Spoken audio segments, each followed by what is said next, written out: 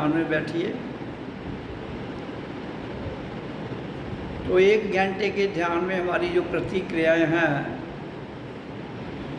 वो है पहले 15 मिनट ओम का उच्चारण, फिर 15 मिनट शांत श्वास क्रिया के द्वारा, फिर 15 मिनट ओम सो अहं ओम। उसके साथ श्वासों का आना जाना अपने आप चलता है, उसको देखना। फिर उसके 15 जो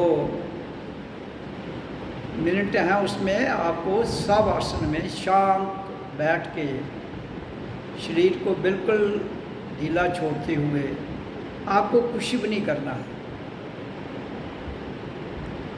तो ये 1 घंटा ध्यान की विधि है, ये सबको रोज करनी चाहिए। तो संसार में योग विद्या ही अपने आप में बहुत बड़ी महत्ता रखती है। योग के बिना कुछ भी नहीं है।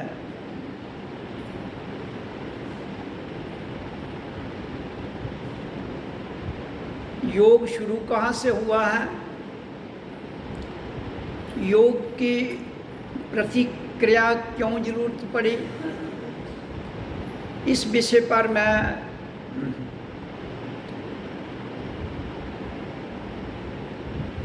जो मेरी निजी खोज है उसके आधार पर वर्णन करता हूँ।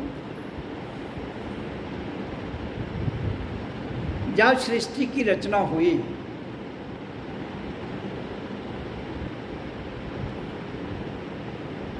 तब ध्वनि के द्वारा इस सृष्टि की रचना हुई। तो उस वक्त क्या हुआ, ये ओम नाम की जो ध्वनि थी ये पृथ्वी पर आई और इसके द्वारा रचना हो गई पूरे विश्व की। तो जो हमारी एक अलौकिक डिवाइन पावर है जिसको अलग अलग नाम दिए जाते हैं, कोई भगवान कहता है, कोई परमात्मा कहता है, सनातन कहते हैं और अनलिमिटेड इनफाइनाइट ऊर्जा भी कहते हैं। तो उस ऊर्जा से ध्वनि जो थी वो अलग हुई, ओ आ इस रूप में अलग हुई और बहुत बड़ा विस्फोट हो गया। तो क्या हुआ, एक बहुत बड़े ग्रिड से एक छोटा सा अंश ध्वनि के रूप में निकला। तब वो सिस्टम जुड़ा हुआ था, योग में था। अब जब वो ध्वनि अलग हुई तो 2 चीजें पैदा हो गई, एक प्रकृति, एक पुरुष। तो योग विद्या जो थी वो टूटी और संसार की रचना हो गई। पहले पूर्ण योग था, सृष्टि की रचना होते ही जो योग था वो एक इनफाइनाइट ग्रिड से थोड़ी सी ध्वनि टूटी तो संसार की रचना हो गई।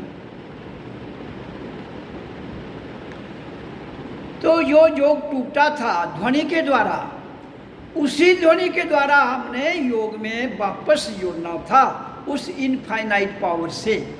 उसको कहते हैं योग विद्या। सर्वप्रथम क्या है, ध्वनि योग। जो हम ओम का उच्चारण कर रहे हैं इसको ध्वनि योग कहते हैं। इसी ध्वनि योग के द्वारा आसन योग, प्राण योग, ध्यान योग, मनोयोग, बुद्धि योग, कर्म योग, भक्ति योग, ज्ञान योग,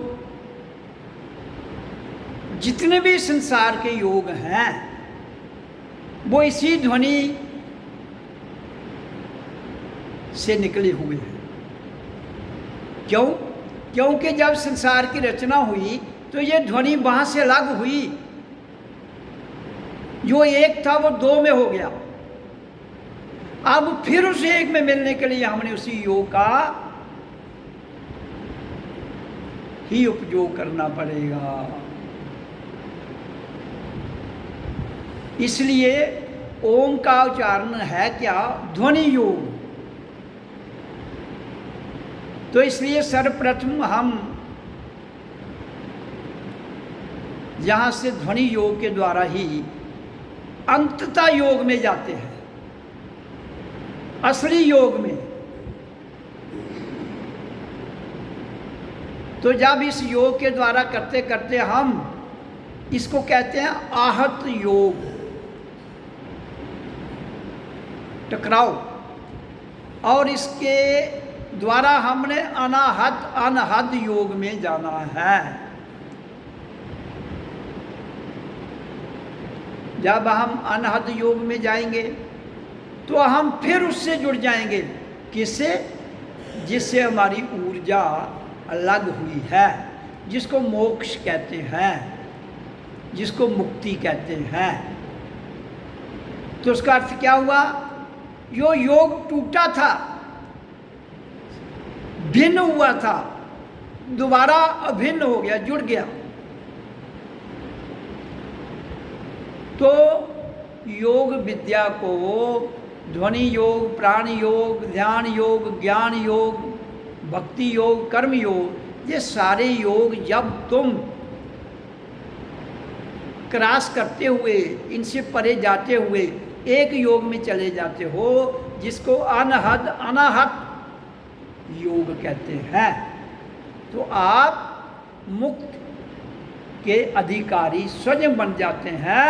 आपको कोई मुक्ति देने वाला नहीं है। स्वयं, ये किस्सा ही स्वयं का है, ये किस्सा ही खुद का है। खुद को खुदा से जोड़ने का नाम योग है। बाकी क्रियाएं, और जिस दिन तुम खुद में जाओगे, अनाहत में जाओगे, तो उस अलाई ताकत से, उस अलौकिक पावर से, एक योग के द्वारा उसमें लीन हो जाओगे, तो मुक्त हो जाओगे। हाँ, उसके साथ साथ जीव जो है, जीव की एग्जिस्टेंस जो है वो भी लीन हो जाती है, लेकिन ये फिर जीते जी आप पर निर्भर करता है कि आप यहाँ आना चाहते हो कि नहीं आना चाहते हो। इसलिए एक दफ़ा जब सृष्टि की रचना हो गई तो उसके बाद बंधुओं सब कुछ उसने इंसान पर छोड़ दिया, अपने पास कुछ नहीं रखा, क्योंकि उसने अपना अंश रूपी जो ऊर्जा थी उसको ध्वनि के द्वारा रचना कर दी, और फिर उसमें कर्म योग एक ऐसा योग दे दिया जिसके द्वारा तुम जो करोगे उसी का परिणाम भुगतोगे।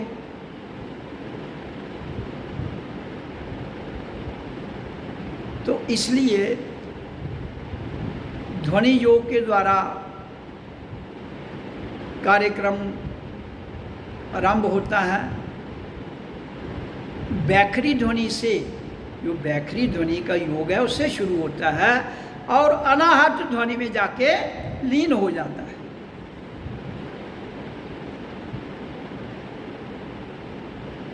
तो जो अनाहत ध्वनि भीतर से सुनता है उसके ये सारे योग पूरे हो जाते हैं।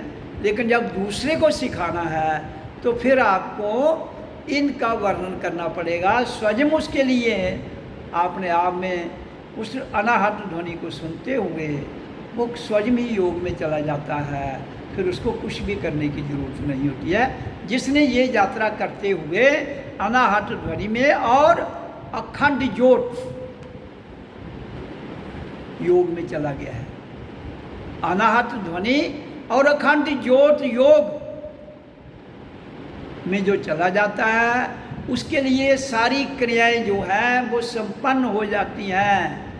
लेकिन दूसरे को जब हमने ज्ञान देना है, दूसरे को प्रेरणा देनी है, तो उनको हम डायरेक्ट उस धारा में नहीं ले जा सकते। इसलिए उसके लिए ध्वनि योग से ही कार्य शुरू होगा, जिसको हम कहते हैं बैखरी ध्वनि, उच्चारण।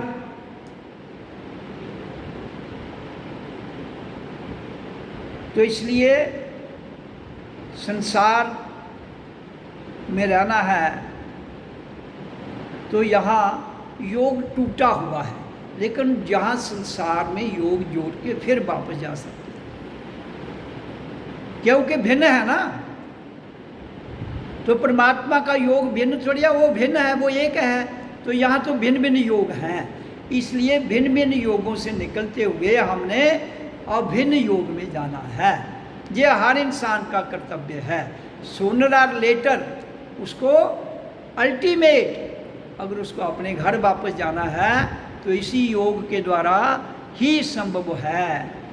ये सारे योग हैं, इसलिए साधना के बहुत से तरीके हैं, लेकिन सरल तरीका जो है वो ओम की ध्वनि है।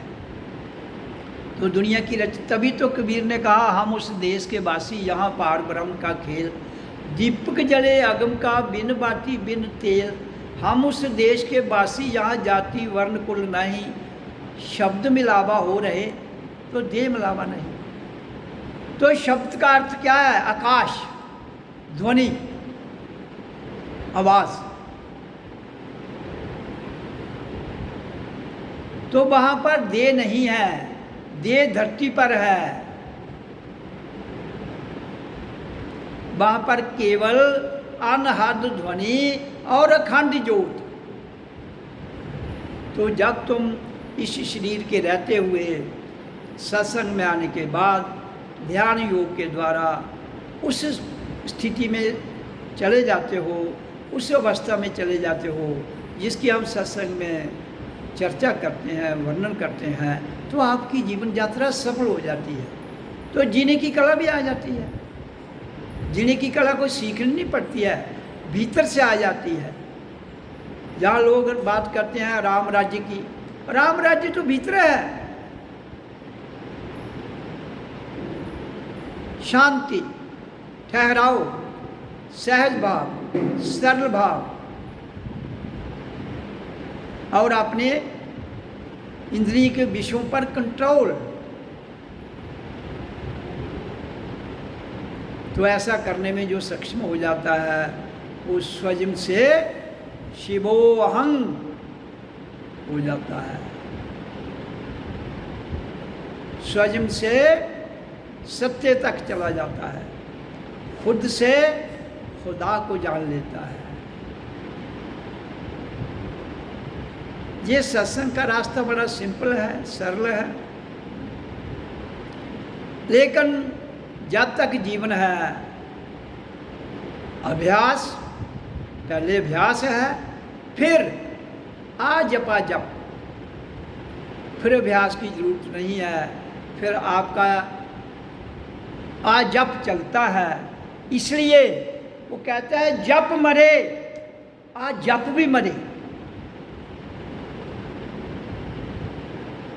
जप मरे आ जप भी मरे।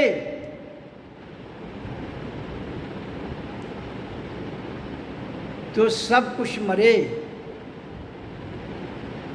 तो काम बनता है। इसलिए मरने का अर्थ क्या है? यहाँ पर कुछ भी शेष नहीं बचना चाहिए। छलांग लगा दी तो पूरे डूब जाओ,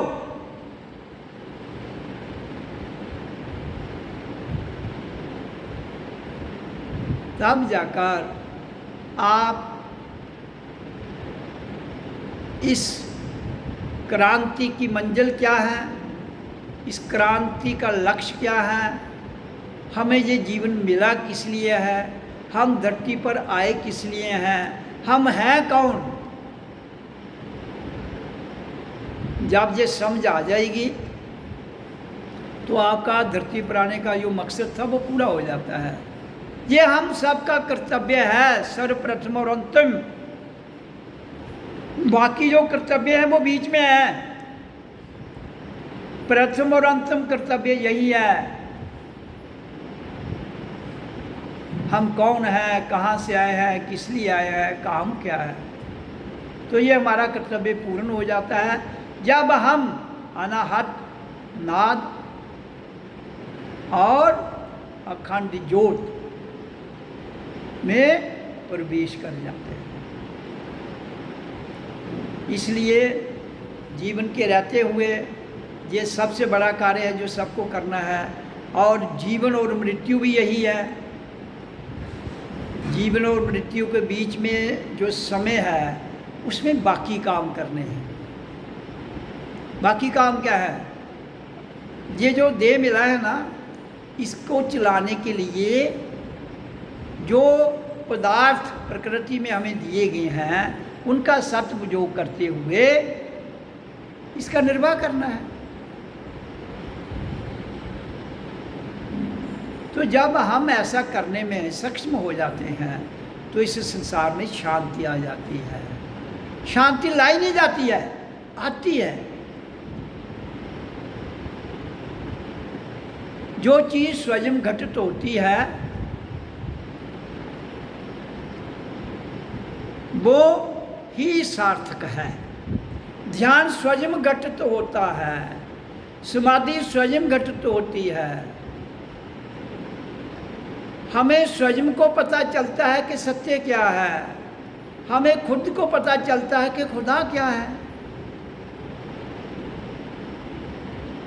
तो इसलिए स्वयं को पढ़ने की ज़रूरत है, स्वयं को जानने की ज़रूरत है, स्वयं से मिलने की ज़रूरत है, स्वयं से सत्संग करने की ज़रूरत है और स्वयं में ही रहने की ज़रूरत है।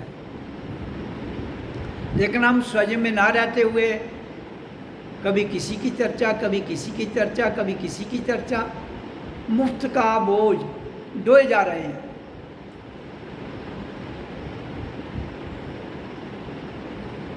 तो भाई बोझ ढोगे तो बोझ ढोने की आदत पड़ जाएगी।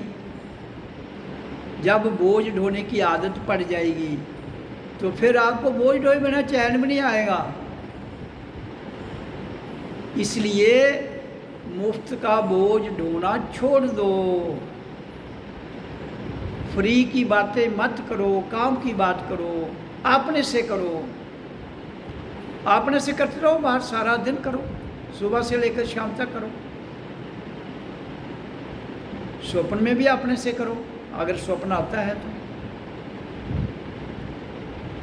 लेकिन स्वयं से बात जो कर लेता है वही उस लौकिक डिवाइन शक्ति को जान लेता है। और वही डिवाइन शक्ति जो अलग अलग नाम दिए गए हैं इस संसार में, वो अलग नहीं, एक ही स्वरूप है। चाहे उसको नर जाने, नारी जाने, जहाँ के आपके संप्रदाय जो अलग अलग वर्णों में बंटे हुए हैं वो जाने, तो उसकी एक ही पहचान है, अनाहत नाद ध्वनि अखंड ज्योत। कहते हैं ना कि परमात्मा की पहचान, खुदा की पहचान, अल्लाह की पहचान, वाहिगुरु की पहचान, गॉड की पहचान, संतों की पहचान कैसे होती है? जिस दिन तुम्हें अनाहत नाद ध्वनि भीतर से आए, अखंड ज्योत भीतर से 24 घंटे प्रकट होती रहे, तो आपको सब समझ आ जाएगा। समझाने की ज़रूरत नहीं पड़ेगी। इसलिए फिर आप संसार की जितनी भी उपाधियाँ दी गई हैं, मानव से लेकर दानव तक, दानव से लेकर परमात्मा तक, परमात्मा से लेकर गुरु तक, गुरु से लेकर संत महापुरुषों तक, सब की परिभाषा समझा जाती है। किसको? खुद को। लेकिन खुद में जाओगे तो, अगर खुद में नहीं जाते हो और मसलों में फंस जाते हो तो फिर मसले तो खत्म होने वाले नहीं हैं। एक के बाद एक जुड़ा हुआ है। एक मसला उठता है, दूसरा फौरन जुड़ जाता है, दूसरा उठता है, तीसरा फौरन जुड़ जाता है। क्योंकि मन मसलों का बहुत बड़ा अड्डा है।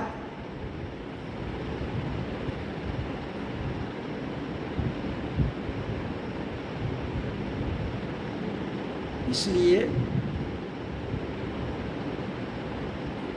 ध्यान में अनाहत नाद ध्वनि को सुनने का प्रयास करो, शांत में, बिल्कुल ओम सोम ओम, ओम सोम ओम।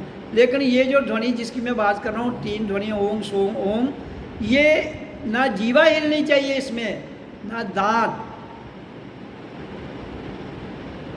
ये चले और इसके साथ केवल श्वास क्रिया चले। और फिर जब ये चलती है तो भीतर की अनाहत नाद ध्वनि को बड़े प्यार से सुनिए, उसका आनंद लीजिए। जिसको सुनाई देती है वो सुने, जिसको अभी नहीं सुनाई देती है वो डीप में जाए, गहराई में जाए, तो वो सुनना शुरू हो जाती है। इसलिए ध्यान में जाइए, शांत बैठिए,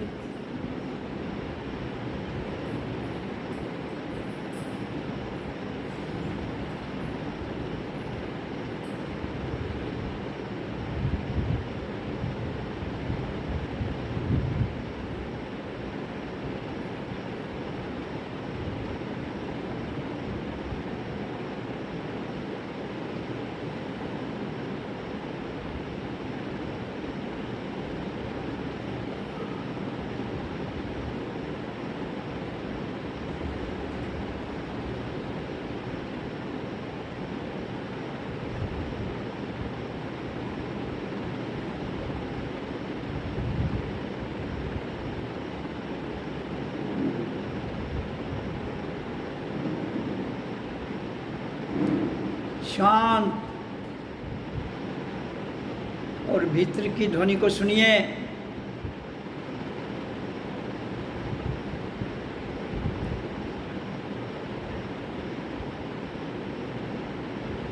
ध्यान में सोना नहीं है भाई,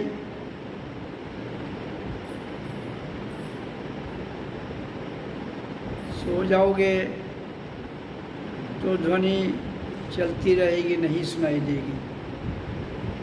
अखंड ज्योत भी चलती रहेगी, नहीं दिखेगी। इसलिए ध्यान में शांत ध्वनि को सुनिए, शांत अखंड ज्योत को देखिए और फिर जीवन का आनंद लीजिए, आनंद।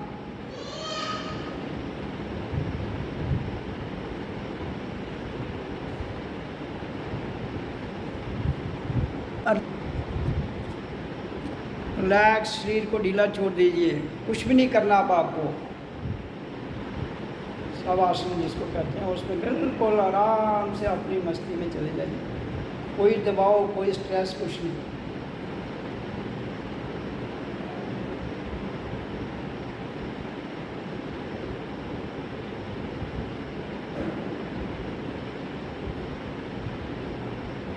इसमें कोई शब्द भी नहीं बोलना है, कोई कुछ नहीं करना है।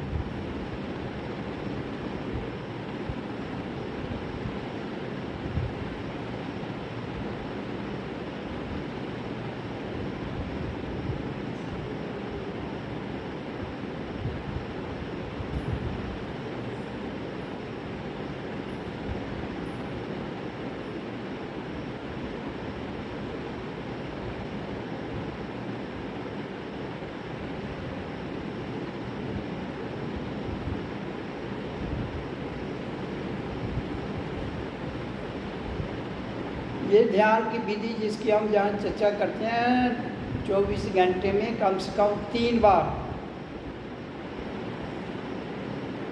3-4 बार, 6-6 घंटे के बाद लगानी चाहिए। आप कहीं भी हों, घर में हों,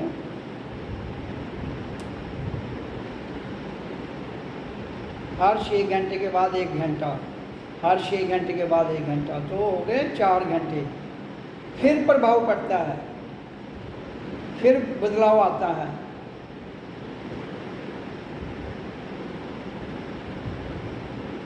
तो इसलिए मैं कहता हूँ कम से कम आश्रम 1 घंटा रोज़ समय निकाल के ज़रूर आया करो, क्योंकि यहाँ पर ध्यान 1 घंटा जो लगाओगे तो बड़ा आनंद में लगेगा। घर में 50 काम होते हैं, कभी कोई डिस्टर्ब करता है, कभी कोई करता है, कोई आ रहा है, जा रहा है। तो इसलिए यहाँ एकांत में अपने बैठो, यहाँ चप्पी लगाओ जैसे आपकी इच्छा करो तो प्रभाव होगा।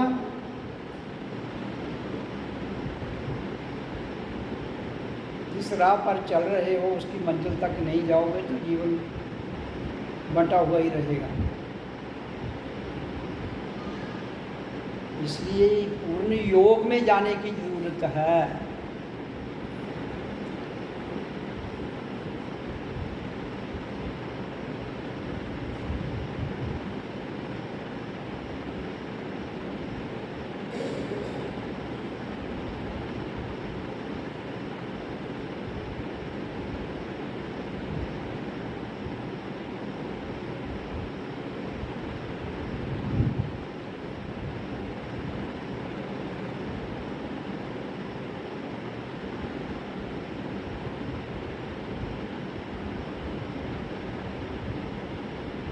बाकी संसार के कार्यक्रम पर जितना आप परिश्रम करते हो, जितनी मेहनत करते हो,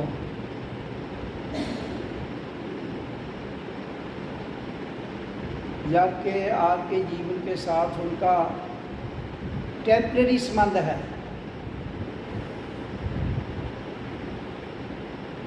और जो परमानेंट स्थायी संबंध है वो आत्मा और जीव का है।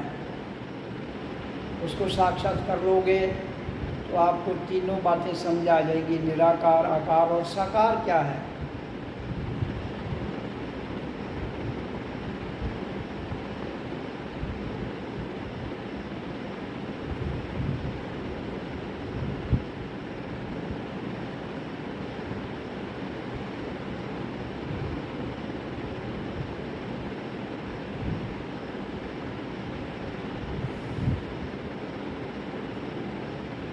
ध्वनि निराकार है,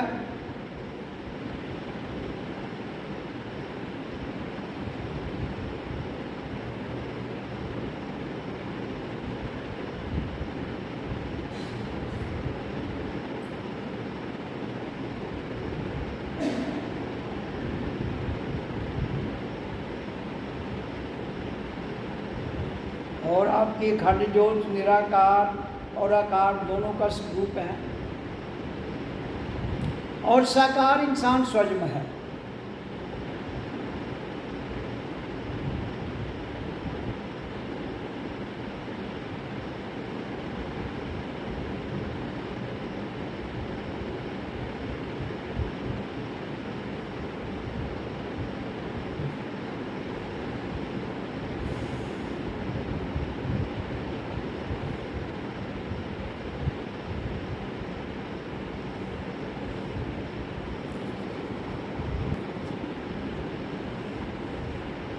ओम ओम ओम।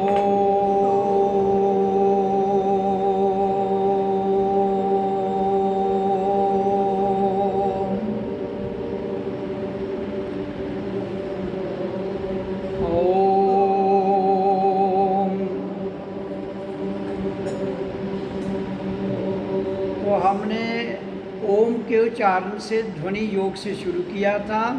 जब इसको संपन्न करना है तो ध्वनि योग के द्वारा ही करना है। जब भी आप ध्यान से उठते हैं तो एकदम उठना नहीं है, फिर ओम का उच्चारण करके ध्वनि योग में जाकर अपने आप को सामान्य स्थिति में लाते हुए आपने ध्यान से उठना है। तो 15 मिनट ध्वनि योग में ओम का उच्चारण, जिससे क्या होगा कि संसार में सबसे पावरफुल शक्ति ध्वनि है।